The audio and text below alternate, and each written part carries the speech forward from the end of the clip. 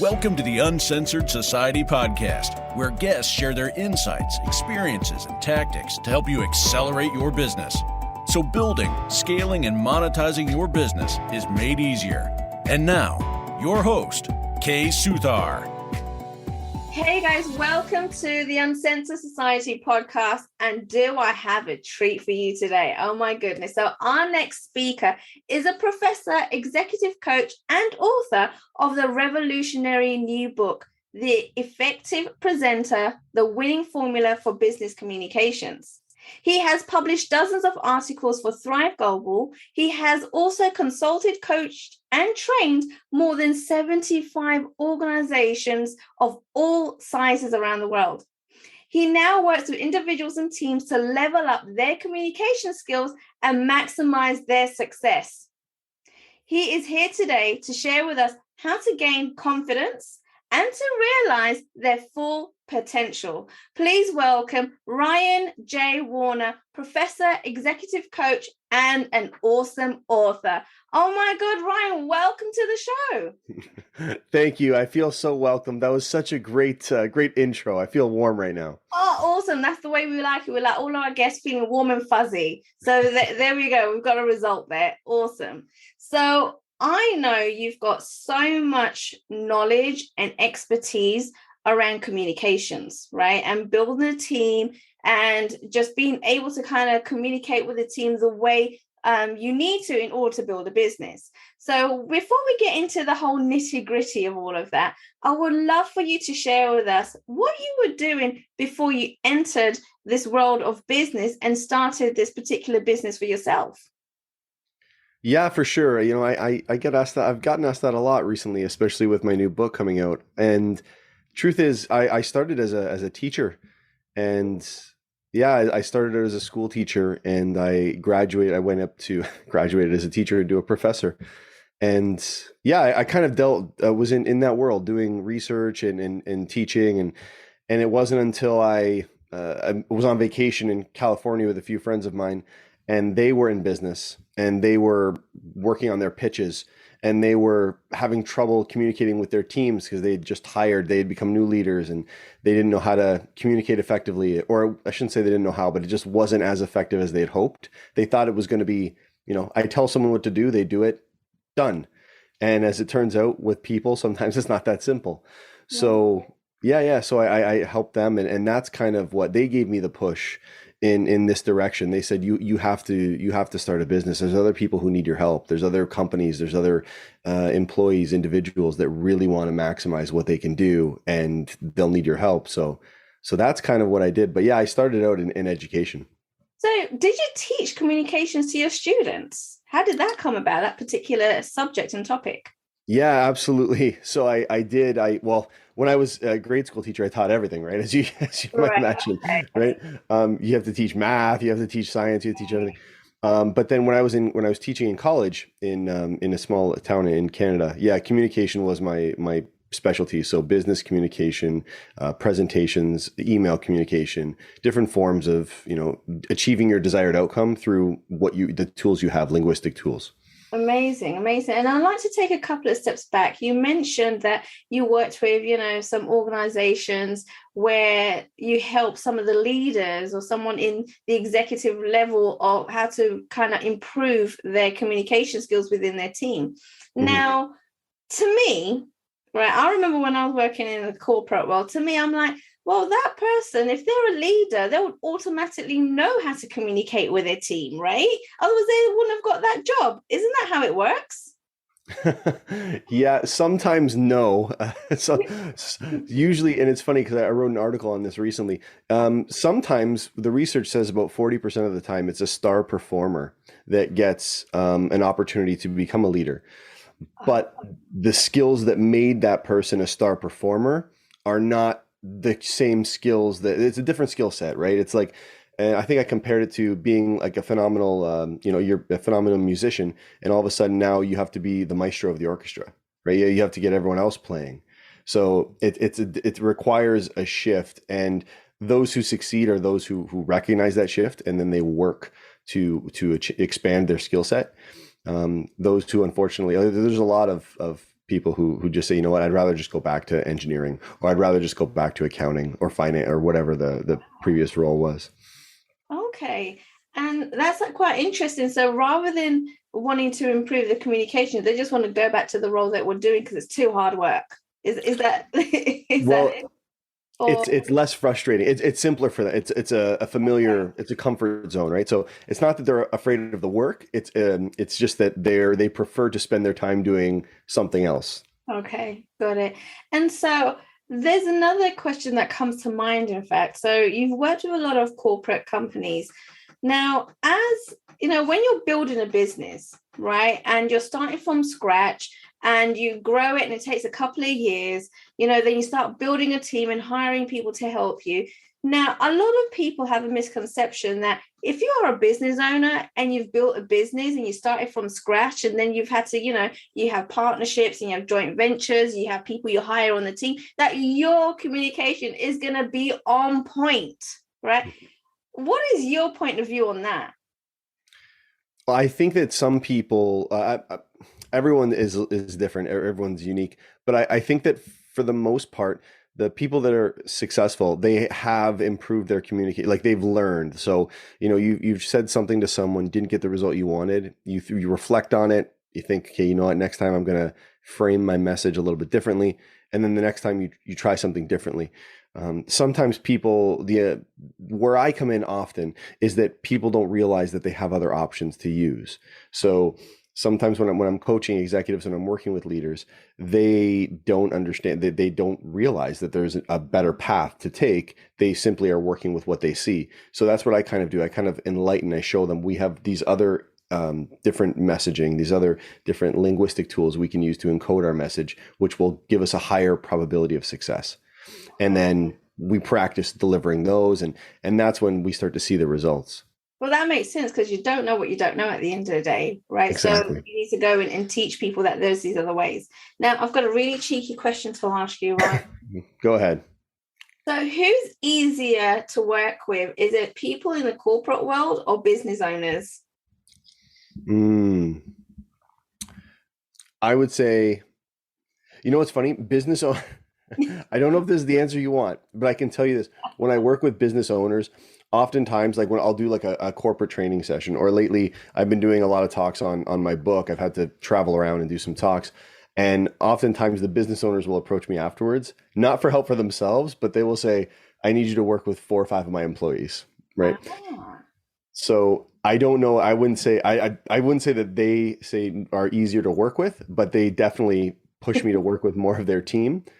I think corporate executives in general are the ones that reach out to me. Like I'm kind of in a really nice spot because the referrals that I get are from people who genuinely want to improve. Like they want to see better results and they know that they can be received better, let's say, or they can conduct themselves better, or that they know that they're having a limitation somewhere. And it makes my job really easy because they're willing to work with me, and they're really, what would you say? They're really obedient and they're really receptive to my advice, and they try it, and then it works, and results come a little bit more easily.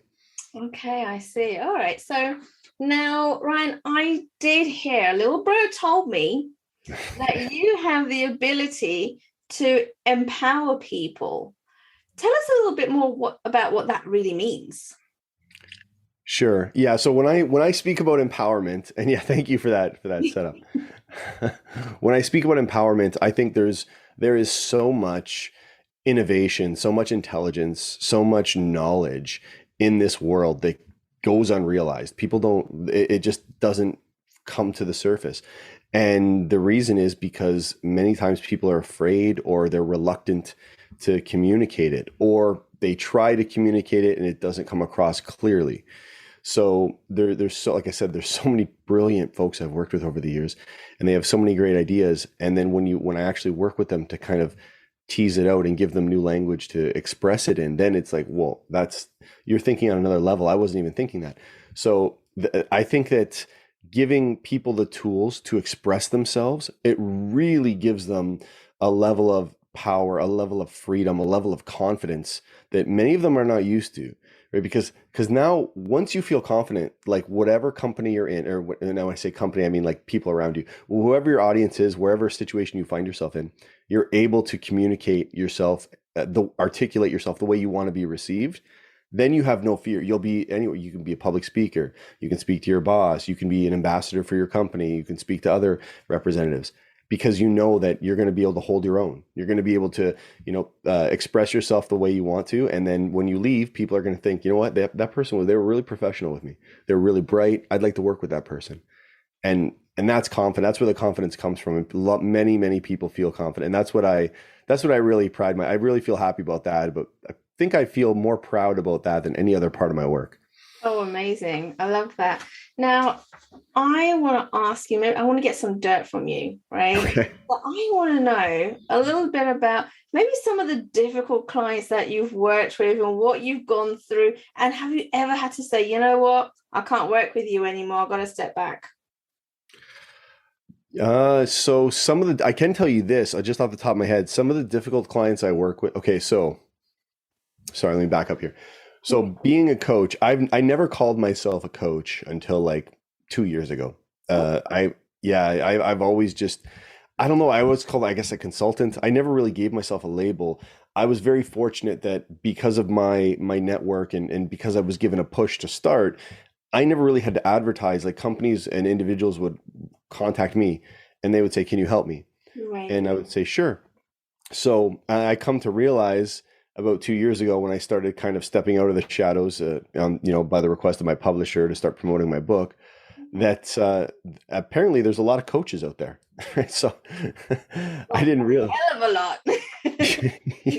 Yeah, I didn't realize that everyone and their brother is calling themselves a coach. Yeah, so, they are.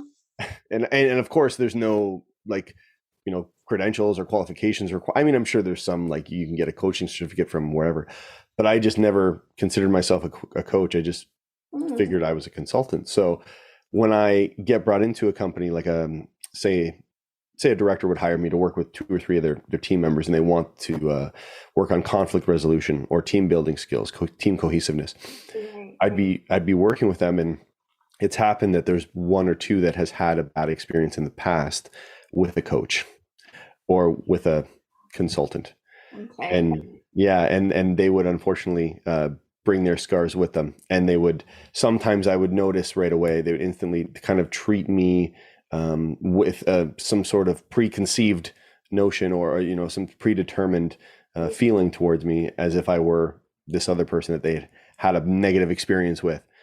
So that takes a little bit longer, because then we need to build the trust before we can really make any meaningful difference. Yeah. You know what? That's actually interesting that you brought that up, right? Because, I mean, yeah, like you said, everyone is calling themselves a coach. Now, unfortunately, in this industry, there's a lot of people that don't stay true to their word. They make all these promises, but they don't actually deliver what they promise. And therefore, people get burnt, people get hurt, and they always leave a scar, right? And so when another coach approaches them, they've got this negative idea about all coaches, and they're just going to take my money, they're going to run, I'm not going to get the results that I'm looking for. So I know a lot of coaches actually have to deal with that, unfortunately. How did you overcome that, and how did you build that trust again with your individuals? Well, yeah. So fortunately for me, oftentimes, I think back on it now, and my perception, my view has been broadened, because I realize there are, so many coaches out there. But for me, I was always given a referral. So like when people came to me, I was already kind of trusted when they reached out to me independently, and same as when organizations reached out to me, because they had heard about a positive experience I'd have from another organization or from another individual that they worked with or they rubbed shoulders with. So I've been very fortunate like that. It's really only happened when, like I said, an organization would bring me in to work with people within their organization, and some of them have had their past experiences. But generally what I do is I take some time to kind of like realign. And that's what I call it. I call it like a realignment. I say, I'm here, you're here. We need to recalibrate, realign. Yeah. And I generally spend some time saying, like, listen, my goal is to help you reach your goal. So like, let me know, like, what are your goals? What do you want to be able to do in a month from now, 2 months from now that you can't do now? Or what do you want to be able to do better? And I will help you get there. I'll build a plan. You can look at the plan. We'll approve it. We'll work on it together. But I need to let them know. They need to understand that I'm on their side, that I'm not going to be, spinning their wheels or making them waste their time. I'm there to support them and encourage them. I'm there to provide guidance, and I'm there to give them tools so that they can attack whatever project they're working on optimally. That's my job. So, yeah. Ryan, what you're telling me is you communicate with them. Right? Yeah, you got that. Yes. You talk to them, you reassure them, you listen to them, and then you prove it to them through your actions, right? So, okay, that's pretty cool. Now, tell us this: what actually qualifies you as an expert in this field? Yeah, well, like I said, so I'm definitely not certified by any coaching organization. I can tell you that. But I have, I have a doctorate in education. I have 2 master's degrees. I have a master's in education, master's in professional education, master's in leadership. I have bachelor's in psychology and English. I have a lot of education behind me.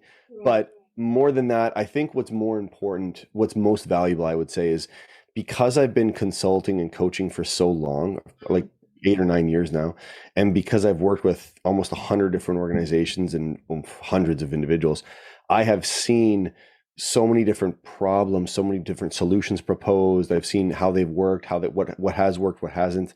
I've seen different people's goals and organizational goals and strategies that they've put together. So I've been very fortunate that I've been involved in so many situations that I can draw on a lot of my experiences to kind of inform future decisions for whatever individual or organization I'm working with next. And oftentimes that combined with my winning personality, that combined with my communication skills and with generally just with my presence, a lot of people like having me on board. It's a sense of comfort for them. Oh, awesome. And you know what?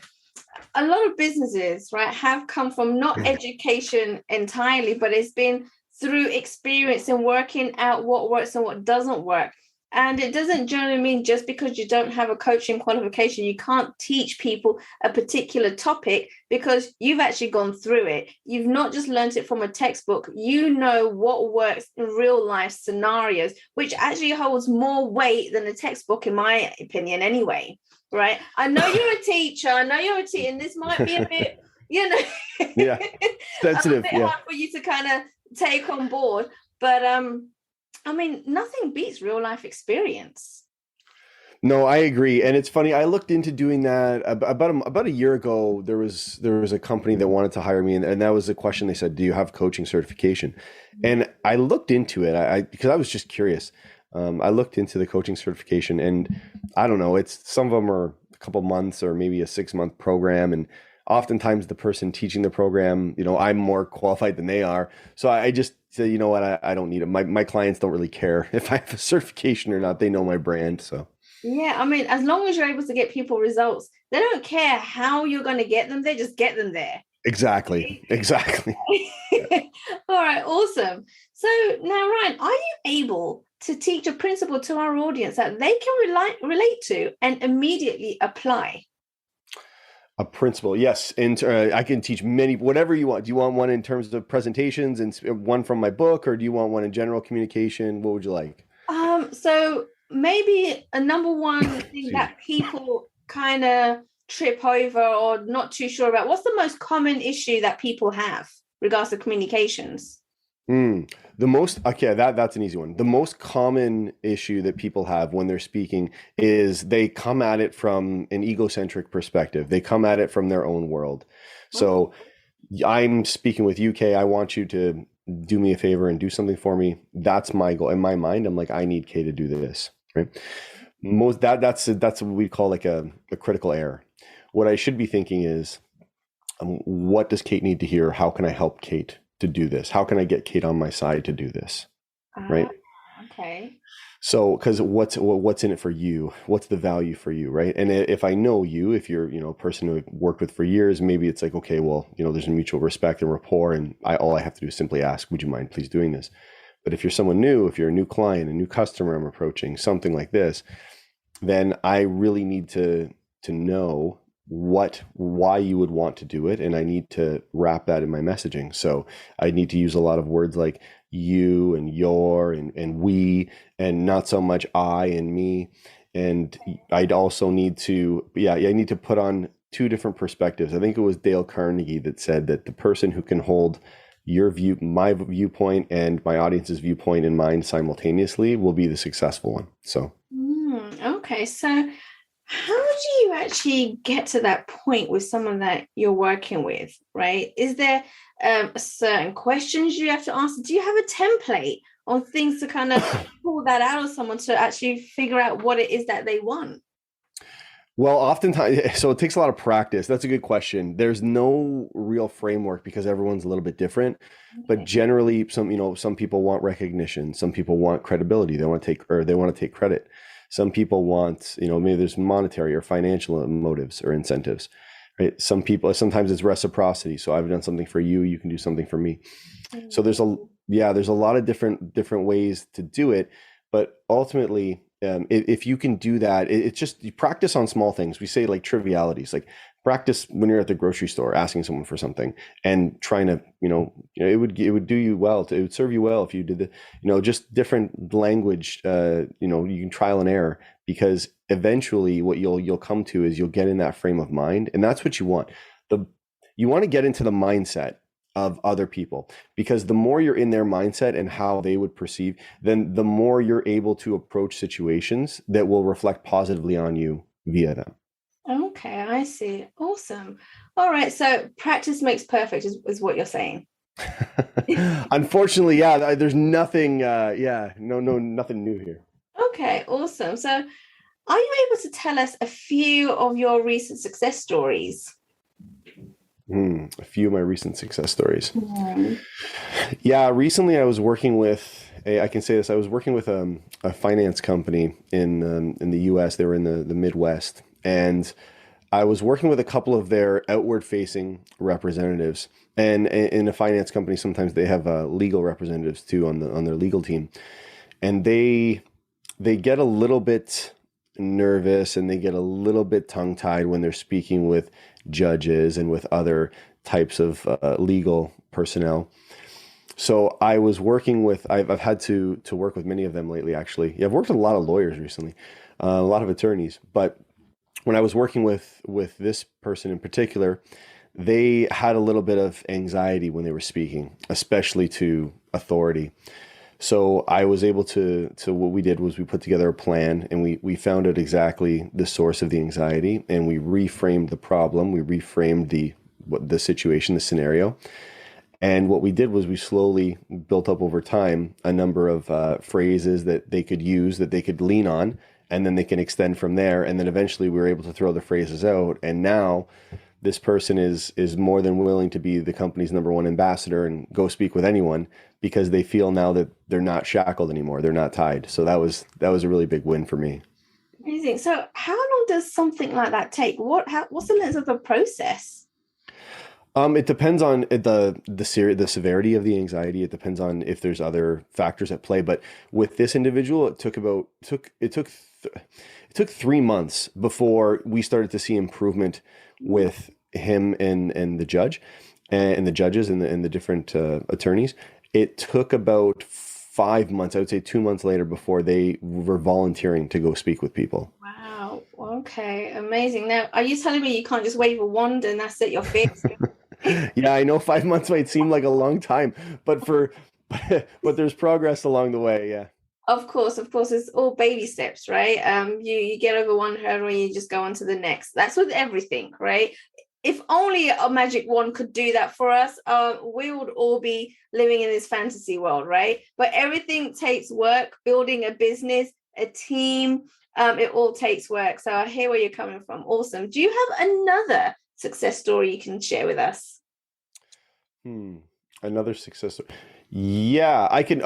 There's so many. If I'm digging in my past, I've worked with a lot of entrepreneurs and many who were pitching for investment.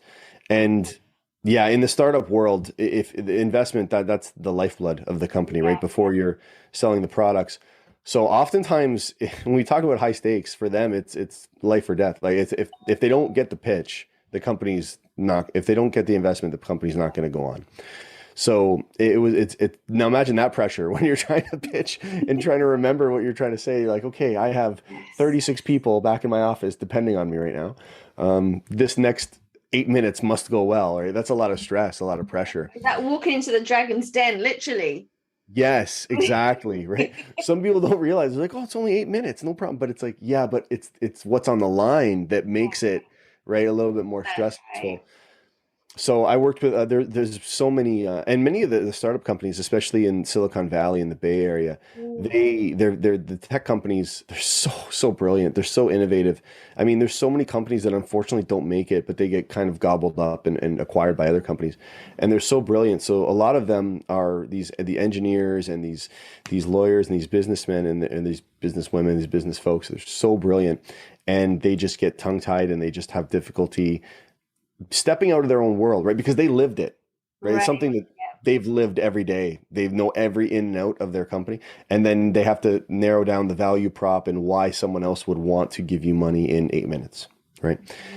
So I help them to coach. I've worked with many of them and one in particular to restructure, to really step out of what he does and why he thinks it's important for people to why would the investors want to give you money, right? That's the question, right? Because they really don't care about how much the world will change. Like, what they care about is how much return will they see when, how much confidence do they have that this will happen? Those are the key questions that we have to answer throughout the pitch.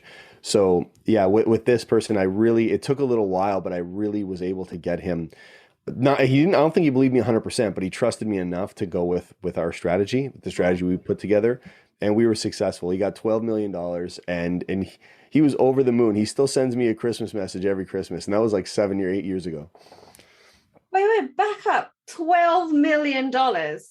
Yes. Yeah. You just kind of skimmed over that. Oh yeah, he got $12 million. I'm like, no, $12 million is not a small amount. Oh my goodness, that's amazing. Wow. Like, I'm just actually blown away with that. I didn't think you were going to come up with that kind of figure, but that makes a hell of a lot of difference in a business, no doubt. That's amazing. So the best part was he was only looking for 10. That was the best part. Oh my God. So where did the other 2 million come from? It was just an offer that they gave him? Yeah, they said, if we are able to give you this much, can you make what will you be able to? Because that was the value. If you give us 10 million, we'll be here in 6 months. We'll be here in a year. We'll be here in. So I'm thinking back, but it was something like that. And they said, what can you do with 12 million? That was their response. Well, and that had everything to do with how he was presenting himself and how he was communicating with his potential investors. Like, that's astonishing. That's amazing work right there, Ryan. Oh my goodness. Now, I know at this point, Ryan, people are saying, where can they receive some additional free support and contact Ryan right now? So where can they go? Yeah, absolutely. So I have a ton of free resources on my website. So my website it's simple. It's professionalpresentationservices.com. And right at the top, there's a tab that says articles and resources. And there's a number of free articles I've written and free resources. They're cheat sheets you can download, and it tells you how to analyze your audience so you know who you're speaking to and what's important to them, how to determine what your goals are, how to structure your presentation or any kind of communication. You could lead a meeting. What's the best way to start? What's the best way to finish? So all of that is free. It's available on my website. Feel free, go there, download, take whatever you'd like. I made that for the betterment of everyone. And yeah, you can connect with me on LinkedIn. My company is also on LinkedIn. And if you have, you should definitely go on Amazon and grab a copy of my book. It comes out next week, but you can pre-order it now and it will instantly, I'm telling you, it's like getting a master's in speaking and communication in an afternoon. Okay. So it's not a very thick book. It's only about 200 pages, but if you get this book, I'm telling you, it'll help you. I promise. Amazing. Thank you, Ryan. Guys, remember all the links that Ryan has mentioned will be below in the show notes. So please go and check it out if you have missed anything. And please do go ahead and buy Ryan's book. Go to Amazon. I'll put that in the show notes as well. And make sure you go ahead and get those free resources and reach out to Ryan. Like, guys, if you can go from having no money to having $12 million, right, to invest in your business, like, that's not shabby at all. So make sure you go ahead and contact Ryan as soon as you can, because he can make a difference in your business.